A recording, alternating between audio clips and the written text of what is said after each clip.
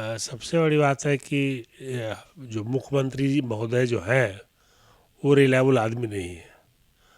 तो महागठबंधन पे जो उठाड़ पटक चल रही है, जीतनराम मांझी जी कुछ बोल रहे हैं, वो भी अपना बेटा को मुख्यमंत्री बनाना चाहते हैं। नीतीश कुमार जी अपना उत्तरदायी मतलब कहते हैं कि हम मुख्यमंत्री बनाएंगे तेजस्वी यादव को। तो हमें नहीं समझ में आता कि प्रजातंत्र में है कि हम राजतंत्र में। कंप्लीटली उठ गया है। ये कितना भी हाथ मिला के खड़ा कर लें आरजेडी के साथ, किसी के साथ, मैं तो कहूँगा कांग्रेस को भी देखिएगा, कांग्रेस भी इनसे दूर हटेगा। अभी तो उपेंद्र कुशवाहा हटे हैं, कुछ समय के बाद कांग्रेस भी इनसे हट जाएगा, क्योंकि कांग्रेस भी अपना अस्तित्व बनाना चाहता है। तो ये सब बातें होगी तो महागठबंधन की सरकार कितनी चलने वाली, क्योंकि ये बोलते हैं कि तेजस्वी मुख्यमंत्री बनेंगे, ललन सिंह बोलते हैं कि मैंने ऐसे नहीं बोला, कोई बोलते हैं कि 2030 तक वो बनेंगे। मतलब क्या इन्हीं लोग बिहार को बर्बाद करने के लिए बना है? नमस्कार, आप देख रहे हैं न्यूज़ फॉर नेशन और मैं हूं सांत्वना आपके साथ। बिहार की राजनीति का सियासी बाजार इन दिनों बयानबाजी की उठापटक से काफ़ी तितर बितर होता हुआ नजर आ रहा है। जहां बिहार की सियासत में किए जा रहे इन दिनों की बयानबाजी से कई तरह के समीकरण निकल रहे हैं, तो वहीं कई बड़े सवाल भी खड़े हो रहे हैं। आज हम खास बातचीत करेंगे और जानेंगे बिहार के उठापटक के बारे में। साथ ही साथ आने वाले दिनों में, इसी महीने में बिहार की राजनीति में एक बड़ा भूचाल आने वाला है, जिससे कहीं ना कहीं महागठबंधन की सरकार को एक बड़ा झटका लग सकता है। इस वक्त हमारे साथ बातचीत करने के लिए जगदीश प्रसाद जी मौजूद हैं, जो कि डीजी रह चुके हैं health and services government of India की। इनसे बिहार की राजनीति पर बातचीत करेंगे, खास तौर पर इसीलिए भी क्योंकि ये उसी धरती से आते हैं जिस धरती से बिहार के वर्तमान मुख्यमंत्री नीतीश कुमार आते हैं। सर, सबसे पहले तो आपका बेहद धन्यवाद है हमारे चैनल पर आने के लिए, हमारे साथ जुड़ने के लिए। Thank you very much. Bihar की राजनीति पर खासी नज़र तो आपकी भी बनी हुई है। जिस तरीके से उपेंद्र कुशवाहा ने पार्टी छोड़ दी, जो नीतीश कुमार के बेहद करीबी थे, जदयू जो खुद को इतना मजबूत बता रही है और कह रही है कि महागठबंधन की सरकार चुनाव जीतेगी, आपको क्या लगता है इस बिहार की राजनीति को देखकर जो उठापटक जारी है? उठा पटक जो जारी है, सबसे बड़ी बात है कि जो मुख्यमंत्री जी महोदय जो हैं वो रिलायबल आदमी नहीं है। तो महागठबंधन पे जो उठाड़ पटक चल रही है, जीतनराम मांझी जी कुछ बोल रहे हैं, वो भी अपना बेटा को मुख्यमंत्री बनाना चाहते हैं। नीतीश कुमार जी अपना उत्तरदायी मतलब कहते हैं कि हम मुख्यमंत्री बनाएंगे तेजस्वी यादव को। तो हमें नहीं समझ में आता कि प्रजातंत्र में है कि हम राजतंत्र में। क्या नीतीश कुमार जी राजा हैं क्या?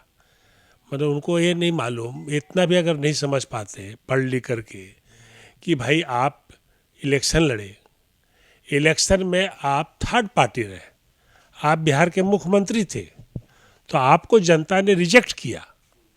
लेकिन चूंकि आप बीजेपी के साथ थे तो आप मुख्यमंत्री बन गए, चूंकि बीजेपी के पास कोई चेहरा नहीं था मुख्यमंत्री बनाने के लिए। तो आपकी अपनी जो प्रशासन रही वो गलत रही और लोगों ने आपको रिजेक्ट किया। और मैं जो घूम रहा हूँ पूरे बिहार में, कोई भी बिहार में किसी ने भी नहीं कहा कि नीतीश जी का शासन अच्छा है। कुछ शासन बोलता है, शराबबंदी की नीति ले लीजिए, बहुत ही खराब। एक तो रेवेन्यू लॉस है, दूसरी तरफ शिक्षा नीति ले लीजिए, तीसरी तरफ स्वास्थ्य नीति ले लीजिए, चौथी तरफ भ्रष्टाचार आपके यहाँ चरम सीमा पर है। मैंने कभी नहीं देखा था कि पेन माफिया, नेता लोग हो जाते हैं थोड़ा बदमाश, यहाँ पेन माफिया आपने पैदा कर दिया। और अब महागठबंधन में लोग आपसे, नेता से नाराज है। मैं पूछता हूँ कि मंत्री लोगों से कि तुम लोग बोलते हैं कि नहीं मुख्यमंत्री जी के सामने तो भाई बड़ा बोलना मुश्किल है, बोलने नहीं देते बड़ा। तो ये राजतंत्र बिहार में है कि क्या है?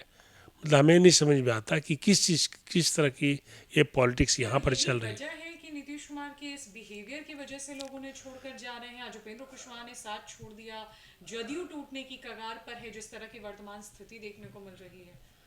जेडीयू बिल्कुल टूटने की कगार पर है, क्योंकि जेडीयू के लोगों से मैं ऐसे ही बाय द वे, किसी मरीज के इलाज के लिए हमको किसी ने फ़ोन किया कि हमारे मरीज को सर वहाँ दिखवा दिए, वैसी बात किया, तो उन लोग खुद बोलते, मैं नाम नहीं लेना चाहता, उन्होंने खुद कहा कि इनकी मानसिक संतुलन थोड़ा सा ठीक नहीं है, ठीक नहीं है। अब क्या है, बिगड़ गई क्या नहीं, इतने सालों से राजनीति में रहते रहते के नहीं। अब प्रॉब्लम ये नहीं है, प्रॉब्लम है कि मुख्यमंत्री होकर के अगर कोई झूठ बोलता है तो आदमी को शक होता है कि मुख्यमंत्री तो झूठ बोल नहीं सकता।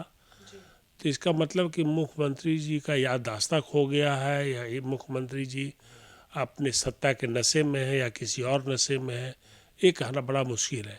लेकिन जिस तरह से इनकी पार्टियां टूट रही है और जिस तरह से लोगों पर इस जनता में जो मैं घूम रहा हूँ, जनता का इनसे विश्वास कंप्लीटली उठ गया है। ये कितना भी हाथ मिला के खड़ा कर लें आरजेडी के साथ, किसी के साथ, मैं तो कहूँगा कांग्रेस को भी देखिएगा, कांग्रेस भी इनसे दूर हटेगा।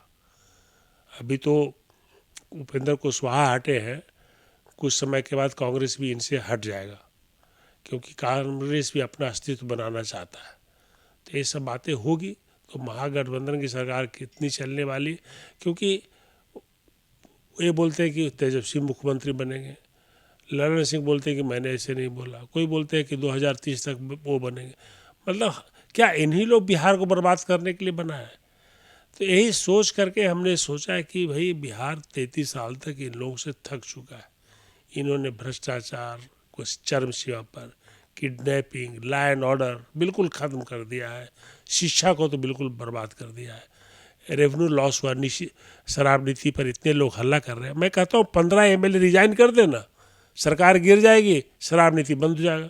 एक कर दे कि शराब नीति कल बंद करो। गरीबों को मैं तो इनसे आग्रह करना चाहता हूँ आपके माध्यम से कि भाई मुख्यमंत्री महोदय, मानव बनिए, मनुष्य बनिए। आपने जितने जेल में बंद किया हुआ है वो सब गरीब लोग हैं, उनके परिवार बिलट रहे हैं, उनको जेल से छोड़ दीजिए, सब केस वापस लीजिए। आप शराब नीति को लागू करने में असक्षम मुख्यमंत्री हैं, सक्षम नहीं है। आप सक्षम नहीं हैं, अपने आप को समझिए। जो काम आप नहीं कर सकते, मैं जिस ऑपरेशन को नहीं कर सकता, मैं डॉक्टरों का ऑपरेशन करके मरीज को मारूंगा, तो जो आप इम्प्लीमेंट ही नहीं कर सकते, आपने एक शराब माफिया भी पैदा कर दिया। हर प्रशासन दो चार को पकड़ देते हैं तो आप सोचते हैं कि वो प्रशासन बहुत अच्छा काम कर रहा है, लेकिन आपको जानना चाहिए कि शराब बंद होने से आपका देश, आपका राज्य का 12,000 करोड़ रुपया हर साल लॉस हो रहा है। वो तो अलग बात है, लोग मर रहे हैं, गरीब मर रहे हैं। तो मतलब इस तरह की बात अगर आप डिस्कस नहीं करते, आप खाली सियासत की बात करते कि कौन मुख्यमंत्री बनेगा, कौन कैसे क्या करेगा, आपका क्या ही रह गया कि सियासत पर बात करें। इसलिए आप मुख्यमंत्री बने, इसलिए समाजवादी पार्टी बना, इसलिए जेपी मूवमेंट बना है। बहुजनों को इसलिए दिया कि बहुजन भी पूरे संपत्ति, देश की संपत्ति को लूटे और बाकी बहुजनों को भूल जाए, अपने घर में रख ले। क्या मतलब है, क्या मतलब है जेपी मूवमेंट का? जेपी मूवमेंट ने मंडल कमीशन को जन्म दिया, जेपी मूवमेंट ने बहुजनों को अलग करने, एक जगह इकट्ठा करने की कोशिश की, लेकिन आपने तो बिल्कुल उसको छितर बितर कर दिया। कुछ लालू जी कर दिए, कुछ आप कर रहे हैं। आप जोड़ने की कोशिश करें, कैसे जुड़ेगा? आप पे तो एक एरोगेंसी भी आ गई है, लोगों से बात नहीं करते। सुना मैंने कोई मंत्री आपके सामने बोल नहीं सकता। मैं तो आपके बड़े बड़े मंत्री से बोला, मैं नाम नहीं लेना चाहता, बोलने में घबराते हैं। अजब हाल है भाई। अगर एडमिनिस्ट्रेशन के सामने क्रिटिसिज्म नहीं होगा तो किसके सामने क्रिटिसिज्म होगा? Nobody can be perfect in their life, so he has to listen what is doing wrong. और हमको लगता है जीतन मांझी जी बोल रहे हैं कि शराबबंदी बंद करिए। अरे भाई जीतन मांझी, आप मुख्यमंत्री रह चुके, मैं आपको बोलता हूँ 20-25 MP को कहिए धरना दे दीजिए कि या तो शराबबंदी नीति वापस लो और नहीं तो हम सरकार को छोड़ते हैं। त्याग करना सीखिए आप लोग। सभी नेताओं से कहते हैं कि कुछ नीतियां हैं, शिक्षा नीति, शिक्षा में पैसा ज़्यादा खर्च करिए, भ्रष्टाचार, पेन माफिया बंद करिए, भ्रष्टाचार को ख़त्म करिए, कुछ नहीं लेकर जाइएगा इस धरती से। सभी नेताओं को कहना चाहता हूँ। इसी को देख करके मैं अपने नौजवानों को, पढ़े लिखे जो समाज सेवी हैं, उनको कहना चाहता हूँ कि मैं एक नई पार्टी बना रहा हूँ। 33 साल जितने भी पुराने नेता हैं सबको हटा दीजिए। एक नई बिहार, नई लोग, नई सोच के साथ नई बिहार को शुरू करना चाहता हूँ कि ना महागठबंधन रहेगा, ना कोई पुराने लोग रहेंगे, क्योंकि लोग सब ठगी है, सब जुमलाबाजी है। इन लोगों को ख़त्म करना चाहिए। नए लोग आएंगे, समाज के प्रति समर्पित होंगे, पढ़े लिखे लोग होंगे, लोगों के दर्द समझेंगे और भ्रष्टाचार रहित, भ्रष्टाचार नाम का कोई चीज़ इस देश में नहीं रहेगा। और बिहार का विकास, शिक्षा हो, स्वास्थ्य हो, बेरोजगारी हो, और ये सब जितना गलत नीतियाँ उन्होंने बनाया है वो सब आप ख़त्म किया जाएगा। तो हम 26 फरवरी को इसलिए एक पार्टी लॉन्च कर रहे हैं। और आपके माध्यम से मैं सारे नौजवानों को, हमारे बिहार के जितने नौजवान हैं जो पढ़े लिखे हैं और समाज सेवी हैं, उनको मैं चाहूँगा कि आप लोग पॉलिटिक्स में आइए। अब इन लोगों पर पॉलिटिक्स मत छोड़िए, नहीं तो राज्य को बर्बाद कर रहा है, देश को भी बर्बाद कर देगा। अगर आप लोग अभी नहीं आए तो खाली देखते मत रहिए। आप ये मत सोचिए कि तेजस्वी यादव आपको 10 लाख नौकरी देने वाले हैं। अब आप खुद पॉलिटिक्स में आइए, आप उससे अच्छे पॉलिटिशियन बनेंगे, अच्छे नेता बनेंगे, अच्छे समाज सेवा कर पाएंगे। इसलिए मेरा आप सब नौजवानों से आग्रह है कि आप हमारे पार्टी के साथ जो 26 फरवरी को लॉन्च कर रहे हैं उसके साथ आप जुड़िए। और आप मेरे बारे में जान लीजिए कि मेरा नेतृत्व कैसे रहा, as a director general, as a principal, as a director, सबको मैं लेके चला, सबकी बातों को सुना और देश और जहाँ भी रहा उस सब का विकास किया। और मैं बताता हूँ कि अगर 1 साल के अंदर मैंने बिहार को विकास नहीं किया तो मैं खुद ही बिहार छोड़ दूंगा। और मैं उस तरह का आदमी नहीं हूँ कि एक बार बोल दिया तो दोबारा वापस लूँगा। बिहार की चेंज आप 1 साल में देखेंगे जो इन्होंने 75 साल में भी नहीं किया होगा। ये मेरी अपनी धारणा भी है और अपने आप पर विश्वास है। सिर्फ आप लोग, आप नौजवान लोग मेरे साथ आएँ।